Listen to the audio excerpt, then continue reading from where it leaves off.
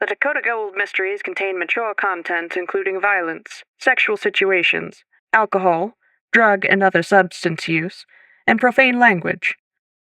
This episode also includes mind control, manipulation, and verbal abuse. I'm sorry, Tamara Towers does not have a resident by that name. Call Penthouse. I'm sorry, Tamara Towers does not have a resident by that name. Penthouse D. Call it. I'm sorry, Tamara Towers does not have a resident by that name. Call Val. Please. I'm sorry, Tamara Towers does not have a resident by that name. If you're going to interrupt my sleep, the least you could do is come up directly rather than make a nuisance of yourself in the elevator. Oh my God, Dakota. Granting access to Penthouse D.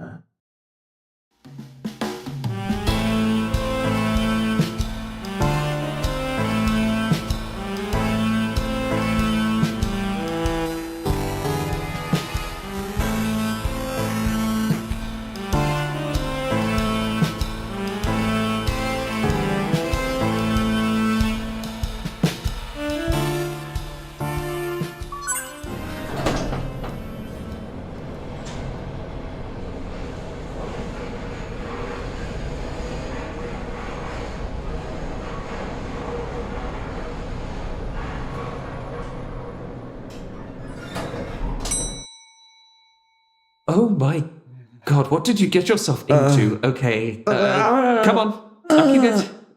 Lean on me. Right, here, okay, right through here. Okay, there, going right there. Now, sit. Okay. No, don't close your eyes. You more than likely have a concussion. Scratch that. You definitely have a concussion, so no sleeping, eyes open. Let me... Right, okay, yes. There we go. I'll get... Be right back. Take your time. I'll just make myself comfortable. Here, water. And take this. What is it? Go on.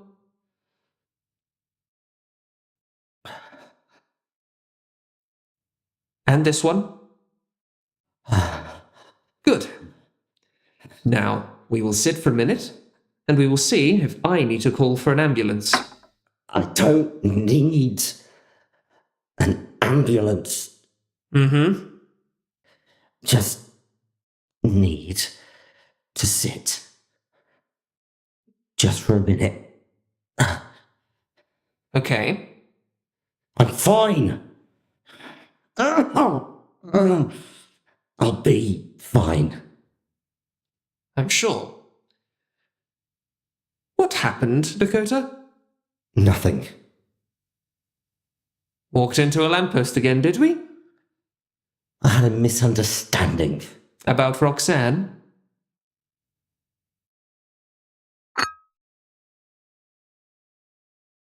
Yes. Fine. With whom?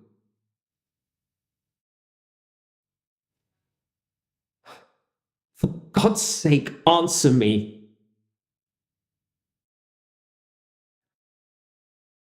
Job hazard.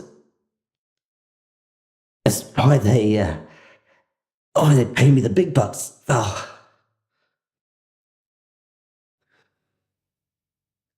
You do not get to drag yourself in here half dead again and act like it's some kind of a joke.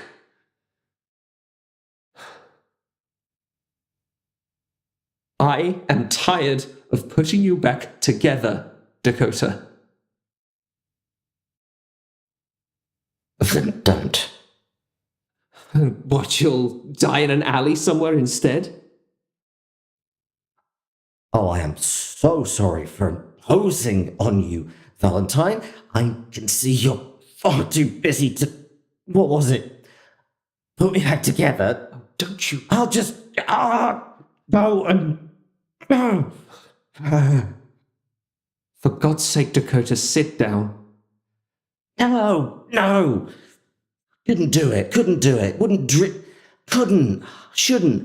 wouldn't dream of bothering you. You...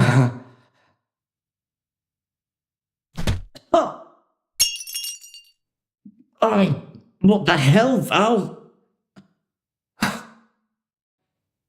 You're being a twit. You hit me. And I'll do it again if you don't get your head out of your ass. My head is not... You hit me. I think you hit one of the bits that were already bruised. What did you give me? Oh, sedative. God damn it. You can't. I have to... The only thing you have to do is stay there and get some medical care. No. Doctors have to report things like this, Valentine. I can't. You know what happened. It's a good thing I know someone then, isn't it? I have a concussion.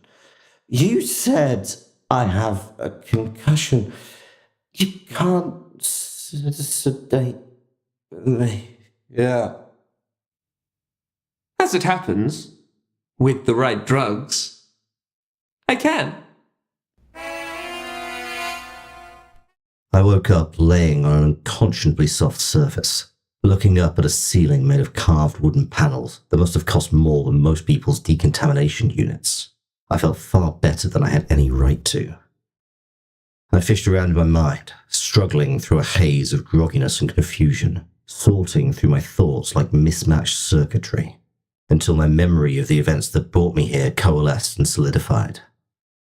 Metalmouth, the attack, the hack ride to Val's, him bringing me inside.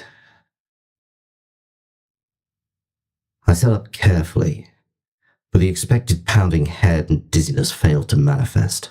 I gingerly prodded at my nose.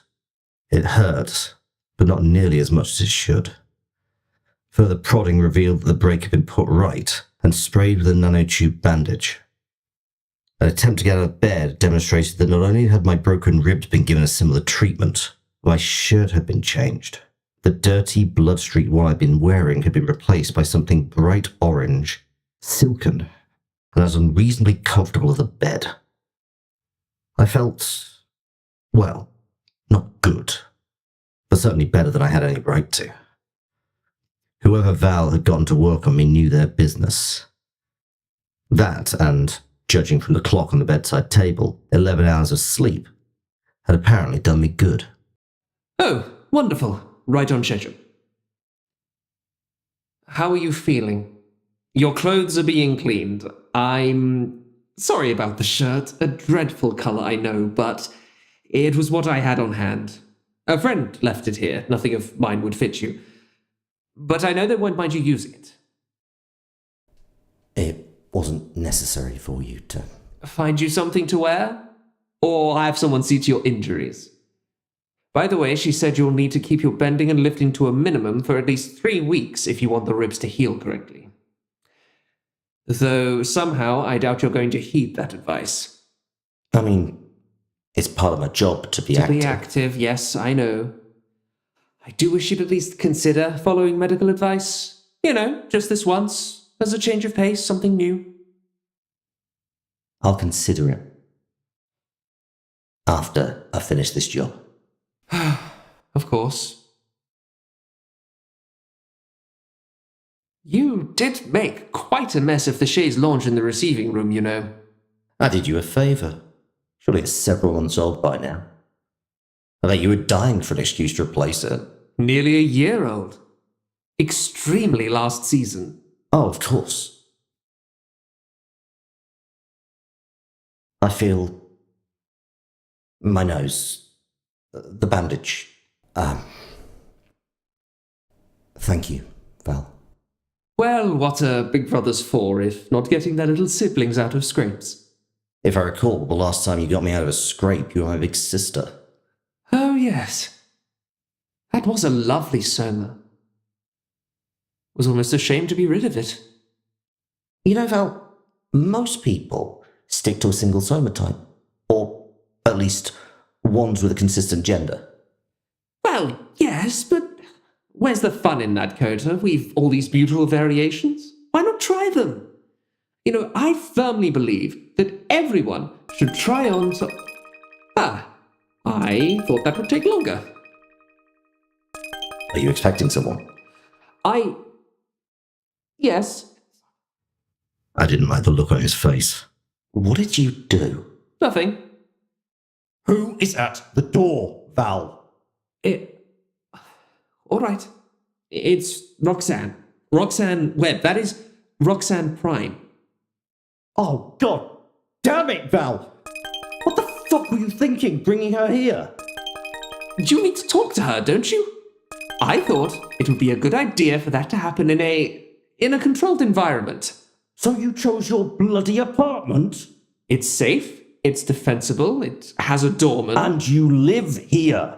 Yes, and people know I do, Kota. It's a very poorly kept secret, if it's even one at all. Still, it's a damn fool thing to... Do I let her up or not? Fine.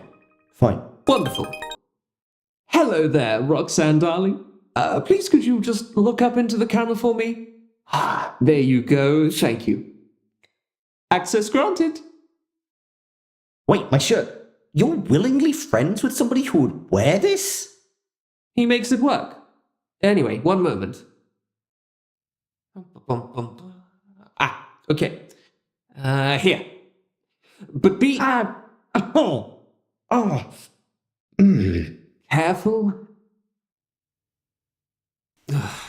Go through into the living room. I'll bring her there. After the atrocious orange number that Val had put me in, my own shirt was reassuringly rough against my skin. The room he'd pointed me to was yet again furnished with a quiet, understated luxury. I sat down on a love seat that probably cost more than my apartment, and tried to look casual and relaxed, and not as though under the bandage my broken ribs began to pulse with pain. The throbbing drum beat played a counterpoint to my heart. I gripped my teeth and tried to focus on what my brother and his guest were saying in the other room. Roxanne. Ow. What? You look spectacular, my dear. Are your ears new? They are. Well, not new, but a significant tune-up. And, you know, you're the first one who noticed it. Except for Archie, of course, but he doesn't count. He spends all that time staring at me. Her voice was at once exactly like, and incredibly different from both my clients and Roxy's. This woman sounded lighter somehow. Lighter, and also younger. As though some vast burden the others still carried had been lifted from her shoulders. Oh, that's right. I haven't seen you since he and I... Well, I have fantastic news. I've got... Hold that thought, dear. There's someone in the other room I wanted you to meet, and I imagine he will be just thrilled to hear your news as well. Yes, of course. I want the whole city to hear. All in good time. Come along. We'll go to the living room and have a chat.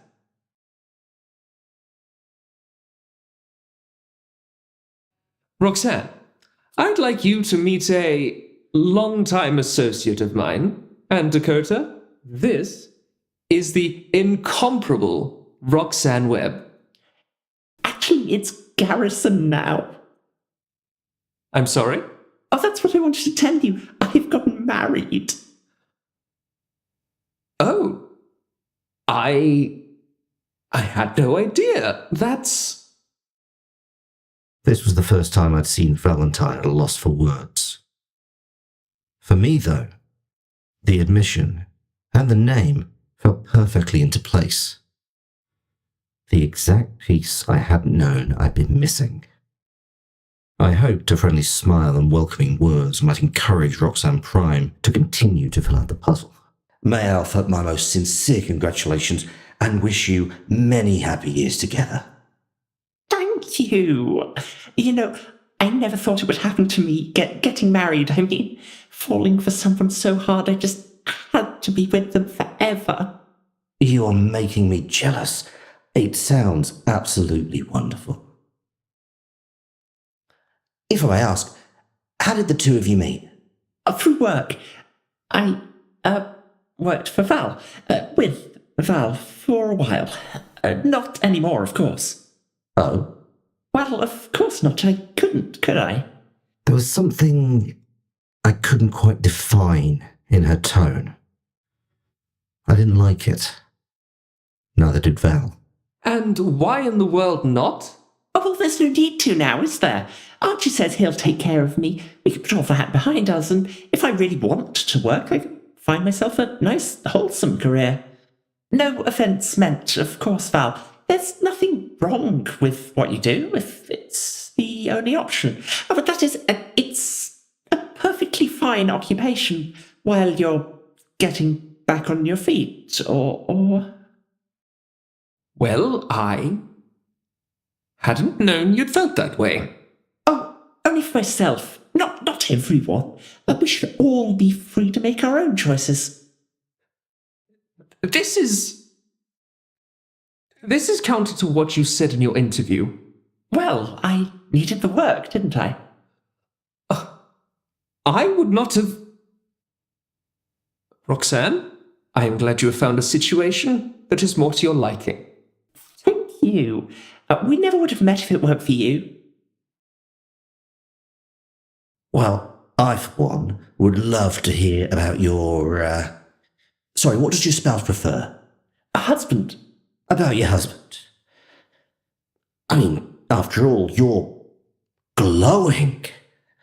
There must be something really special about, Him. Him, thank you. There is. He's smart and kind and thoughtful and considerate, and he's done so much for me. He's changed my entire life. It certainly sounds that way. And so grounded. Nothing like his mother, thank God. An absolutely intolerable woman. But Archie, you'd never realise he's from the second floor. Oh, please understand, that's not why I love him. If anything, I love him despite it. Oh, of course. I'm sorry, listen to me wasting your time. Val had said you were looking for something, or was it someone? I didn't quite catch it in the message. Yes, well, My mind was suddenly as blank as an off-the-rack soma. The appearance of Roxanne Prime and the announcement of her marriage to my primary suspect had changed the case's parameters almost beyond recognition. What was I looking for? Yet again, Valentine came to my rescue. Dakota, may I get your help in the other room for a minute? Roxanne, my dear, make yourself at home. We'll be right back.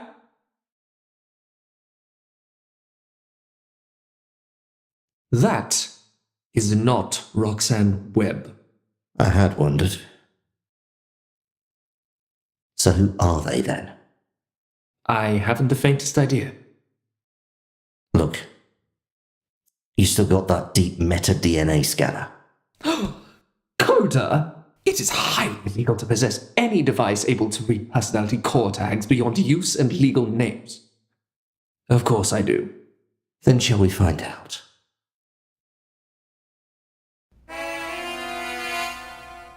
It isn't possible. And yet? The person I had spoken to in Val's apartment was definitely Roxanne Prime, and we had the meta-DNA to prove it. She had no interest in getting married, much less quitting her job. And if by some perverse twist of fate the stars had aligned such that she came to, in fact, want either of those things, she would not have chosen Archer bloody Garrison to tie herself to via legal bloody matrimony. And yet... He'd run the test 3 times, all while I kept Roxanne Prime occupied with my sparkling and clever repartee. before I made polite goodbyes and ushered her into the elevator. Every test came back with the same results. Given name, Alex Isla O'Dial Dunlap. Current username, Roxanne Marie Webb. Personality core, NST Galaxy Gen 44.5. Core registration code, 6W-WGP-BERAM-5. Designated numeric authorization code assigned to personality, 9891131 Prime. If it was anyone else, I'd have assumed it was a fault of the equipment. Deep scanners are nearly impossible to get hold of. The vast majority you find, even among the better class of black market vendors, are nothing more than a conventional shallow scanner tricked up to display some fake meta-DNA data. But Valentine had the same standards and budget for tech as he did for everything else. The information was accurate. It's just that neither of us wanted it to be. Okay, could someone have altered it? Replicated the real meta-DNA onto a different personality core? I wouldn't even know. You're the one who uses core identification. Then, no. How could I have misread her so badly, Coda? Well, she'd have had to be a good liar, wouldn't she? I mean, in your line of work. I'm an arse. An exploiter and an arse. Shit, Val, no, it's not like that. What is it like, then? Well, it's not on you. You can't... If she...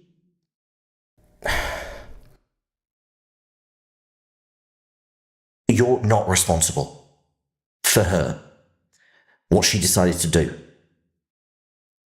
If she didn't tell you... I am entirely responsible.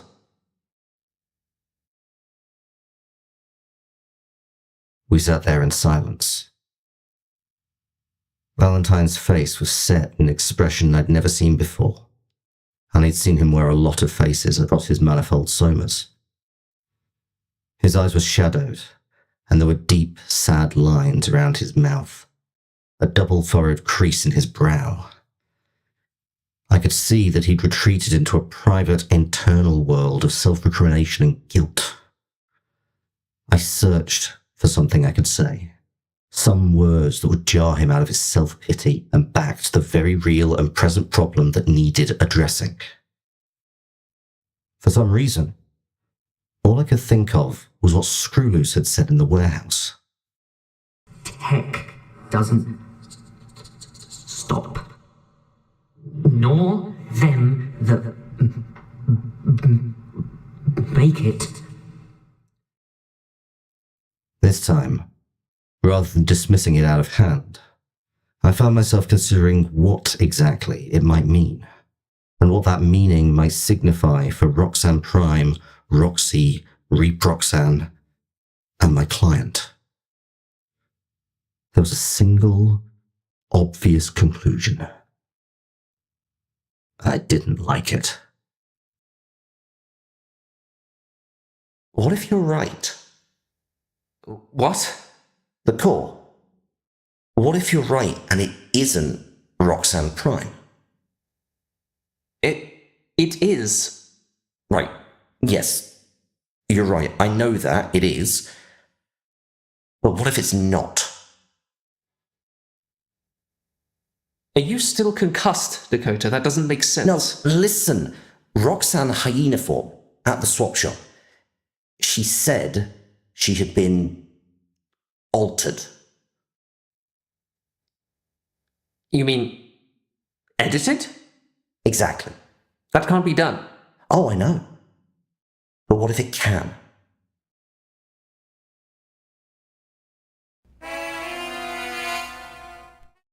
She's late. It's 5 past. She was supposed to be here at 6. You know how long it takes to get across the spoke at this time of day. She's not going to come. She will. I work alone. By preference, not necessity, you understand. Though I've been told I'm prickly and difficult to get on with, my reputation is such that if I wanted any number of partners or associates, I could have them for the price of an advert in one of the flimsies. But I work alone. Which meant that I was decidedly less than happy with the fact that in order to make progress with this case, I would have to not only work with, but rely on several other individuals. Individuals who all had compromised thought processes. I don't know why you're acting like you're so certain. Last time we spoke, she said she never wanted to see us again. Oh, now you can remember. It had been a simple matter to get Roxy and Roxanne into my office at the same time. My primary concern hadn't manifested. My client did, in fact, remember both who I was and that I was in her employ. And though her initial confrontation with the hyena form was tense, the exchange of a few sharp and pithy comments had allowed them to come to a detente, if not exactly an alliance. Reproxanne was an entirely different matter. She refused to take my calls, even those placed through proxy services. And short of going back down Borough and breaking into the hostel, I was at a loss as to how to obtain her participation. Because the simulacrum was an absolutely necessary part in the investigation's progress. She doesn't want to get involved. She is involved. She doesn't have to be. Not if she keeps a low enough profile, they might forget about her. Are you talking about her or yourself? In the end, it had taken both the carrot and the stick, wielded by Roxanne and Roxy respectively.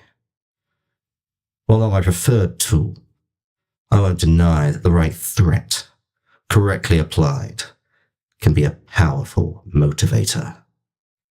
And Roxy, perhaps obviously, had known exactly what would best galvanize Reproxanne.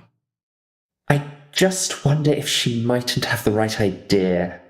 That if we kept our heads down, maybe it would all blow over. Or blow over.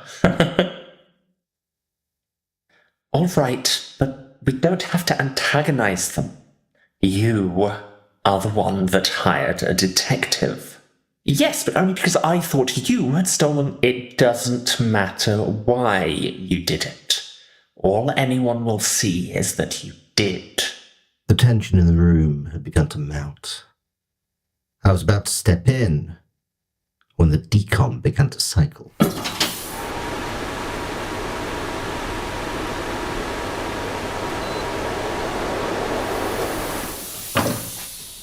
And then there were three. The third Roxanne entered my now uncomfortably small office. Their combined presence a heady mix of confidence, vulnerability, and a multifaceted sensuality so intense as to be stifling. Don't want any part of this, but I know what will happen to me if it goes wrong, so...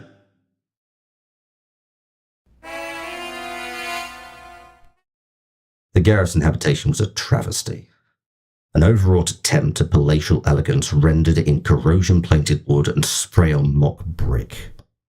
It was embellished with turrets and columns, balconies and stained glass windows stuck on at the whim of a designer who must have been either inebriated or suffering from neural degradation. As I watched Reproxanne disappear through the doors, I wondered absently what sort of stylistic perversions would confront her inside. Those thoughts were a great deal more comfortable than the others trying to hijack my attention. Welcome home, Miss Garrison. May I take your anco? Yes, thank you. Where can I find my husband, please? Miss Garrison, the younger is in a meeting with Mix Garrison, the elder, and not to be disturbed. However, he has left you the following message. Beautiful. Long day ahead with the old bastard. Looking forward to tonight.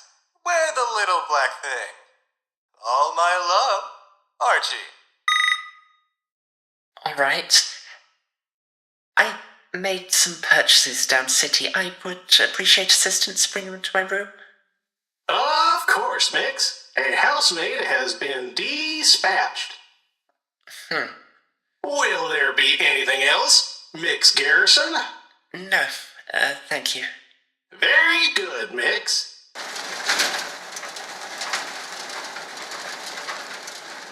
There are, of course, a great many advantages to having one's own simulacrum. But a duplicate that is indistinguishable from the prime corpus except via deep meta-DNA scan also introduces several very exploitable personal security vulnerabilities. Vulnerabilities that I, with Reproxanne's help, plan to exploit. Good afternoon, Mix Garrison. How may I assist you? Please get the boxes outside and take them to my room. Yes, Mix Garrison. The plan was simple. Use Reproxanne's status as visually identical to Roxanne Prime to get her inside the Garrison home. Once there, she could plant several listening devices, then get out again. In keeping with their desperate attempt to display their status and wealth, the Garrison household was entirely staffed by robots. I detest automatons. The fact their pale imitation of human thought has somehow earned the title artificial intelligence is abhorrent. But in this case, the conspicuous consumption worked to our advantage. Like all robots, the neural networks of the Garrison's staff were trained on billions upon billions of typical examples and patterns, designed to keep a household flowing smoothly and flawlessly. Minor deviations in human behavior would go unnoticed, just as long as they didn't disrupt standard operating procedure. Please follow me, Mix Garrison. It was a simple enough plan, and at first, it looked as though it was going to go off without a hitch. Will there be anything else, Mix Garrison? No, thank you. You are very welcome. If you are in need of any further assistance, a housemaid can be summoned via the call button or through the household application on your palm pad. Yes, of course. Thank you. You are very welcome.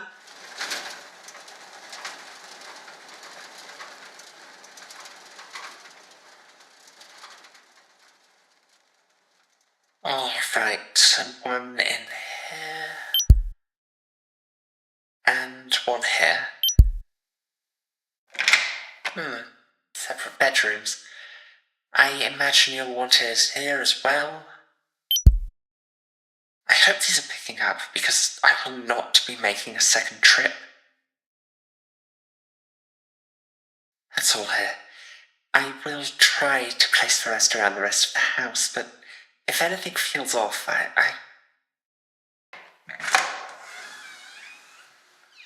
Library. No point in putting a mic there, it's clearly never used. Annie, oh, sweetheart, I thought you said you'd be gone all day. Annie? Are you alright? I'm fine, of course, just tired, but... Oh, Archie, dear, I missed you too much. Oh, well, that's how a fellow likes to be greeted. See here, Annie, I have important work too. You can't just... Do get up now. Oh, you've been so busy, dear. I feel I hardly see you, or touch you. Let me sit here just a little longer. I get so lonely, and being held like this makes me feel so safe. Yeah. Alright then. Just for a minute, though. We are conducting business, Archer. Are we not? Yes, Mother. Do you believe it to be appropriate to conduct business with this... your wife in your lap? Yes, no, Mother. Then why is she still there? I'm sorry, Mother. Get along, beautiful. Love you forever, my sweet bowl of sugar with a spoonful of honey and a cherry on top. Yes, of course, dear. Are you sure you feel alright? Oh, I'm just so tired, Archie, dear. And you know me, I'd forget my head if it weren't attached. However do you put up with me? Well, I didn't fall in love with your mind. Oh, Archie. We have business, Archer. Go on, Annie. But Archie... Leave, Roxanne. Goodbye, dear. I'll miss you. There. I've done what you wanted. I am leaving now. Please do not contact me again. Mix Garrison, may I... Is your memory continuing to glitch? No. Not much. I thought I'd have to spend hours listening to the inane drivel the wealthy pass off as conversation before the bugs Reproxanne planted bore any fruit. But I was wrong. Immediately after the transmitter on her person went dark, the one she'd left in what I assumed to be Archer's office came on. After hearing what was said, I found myself wishing it hadn't. How frequently? Almost never. And virtually nothing from the edits. The last round solved all the problems we were having. Really? So she has forgotten elements from the edits. No. That is... a few things, but incredibly minor. Nothing that matters. Page Angstrom. It's alright. She doesn't need it. Really? Message contents. The vacuum is acting up again. Please take it to the repair shop this evening. Inform the technician the previous repair work was insufficient and must be repeated. Message end. Send message. Mother, I swear it was the most minor glitch. Do not argue with me, Archer. I agreed to let you keep your little doll under the condition that her progress be carefully tracked and the editing updated as needed. If you would prefer we discontinue the experiment, that can be arranged. No, of course not. I love... Yes, of course, you love her. My God, when will you grow up and put these toys behind you? Annie isn't... I'm sorry, Mother. Have her ready for Angstrom to retrieve in an hour. Of course. I'll just go prepare her now then. Archer? Yes, Mother? You will not disagree with me again. In front of anyone. Yes, Mother. The bastard hadn't even bothered to talk around it. Hadn't considered that someone might be listening. Westing bloody Garrison, president and CEO of the Neurosomatic Technology Group, was so secure in her position in society that it didn't matter if her crimes were overheard or even recorded. She was from the second floor, quite literally above the law. The idea of editing a personality core wasn't a new one. It had been spoken of before, always hypothetical. Thought experiment regarding possible technological development rather than serious proposition. And every time the subject entered public consciousness, regardless as to how innocuous it was made to sound, the citizenry of Cloud City, from the spire to the lowest underlevel, responded with resounding disapproval. Changing the stuff that made up a person, the very nature of their self, was unconscionable. Didn't matter who you were. But apparently, it didn't matter to Westing Garrison, who had blithely rewritten someone's mind and nature, and God knows simple tune-ups weren't where it would end. Not when even I could think of so many more useful applications. After all, the Blues already gave their office somatic enhancements. Why not a little motivational improvement as well? Or maybe just Nudge your workers' company loyalty up. Just a tiny bit. Hell, how could anyone argue with adjusting the nature of a criminal in the name of recidivism and prevention? It wasn't right, and it wasn't decent.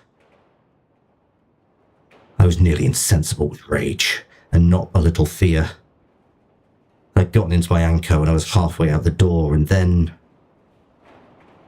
there was nothing to be done. Nothing I could do. Not the person who was actually responsible for this depravity. The unassailable truth hit me with the freezing burn of liquid nitrogen. She was Westing bloody Garrison. And I was nobody. And at the end of it, that's all that would matter.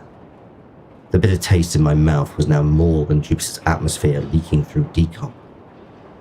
The sheer, helpless futility of the situation thickened in my throat till I thought I would choke on it. I sat at my desk for a long, long time, listening to the acid winds scour the office roof, and trying to think of something, anything that could be done. Some action I could take that would be more than a pointless, empty gesture. But nothing came. Even my Midas touch had nothing to contribute.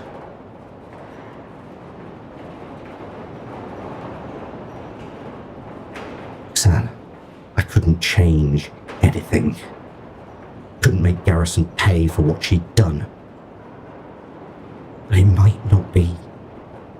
It wasn't too late for her. Inspiration, sharp and clear, loomed, grew, crystallized into certainty. There was something I could do. But I had to hurry.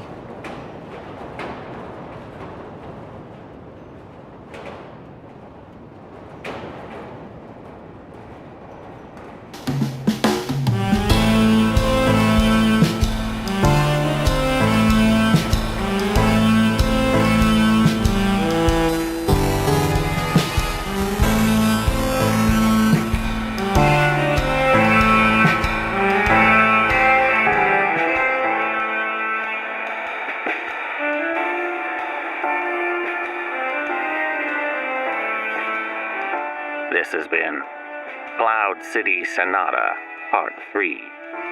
Vivo Glissando, Along the Vagus Nerve. Written and directed by Ash Seguinte and edited by Erik Seguinte. Theme composed by Amy Young. Featuring Emma Laslett as Roxanne, Moira Daykin as Screw Loose Lugh, Michael E. Fremantle as Valentine Voight, Emma Laslett as Roxy, Amy Young as Westing Garrison, Alain Dredgel as Archer Garrison, Mel Nichols as the Robomaid, Emma Laslett as Roxanne Prime, James Bigg as the Robo-Butler, Interiority as the Elevator, Emma Laslett as Reproxanne, and Vic Collins as Dakota Gold. To find out more about the show, visit dakotagold.lawofnames.com or join the Law of Names Discord at discord.lawofnames.com. Tune in next week for the finale installment, Orchestration, Transcribed and Rewired.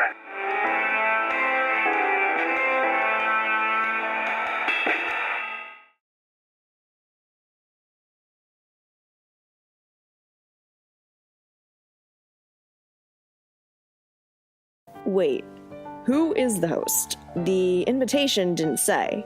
Well, that's odd. The name's disappeared. I could have sworn it was someone I knew. Memory 5, 3, 6, 4, unlocked. Playing now. What happened? How do you lose it? What kind of an AI are you? I said I'm sorry! Mars, something's wrong with Katie Bell. She won't wake up. You fuckers really don't know anything, do you? Shut up. Shut the fuck up, you bastard. You do not get to hurt her. Give me back my girlfriend! You bitch. Tick-tock, tick-tock. I am going to strangle you, you pathetic excuse for a journalist. It seems like all our new issues arrived with you. I'm sorry, I'm sorry, I'm sorry! Don't you recognize me? Ah! No, no, no, no! Stars, this just keeps getting worse. If anyone wants to leave this damn ship, come with me. Looking for this? No, I can handle this. Game's over, darling.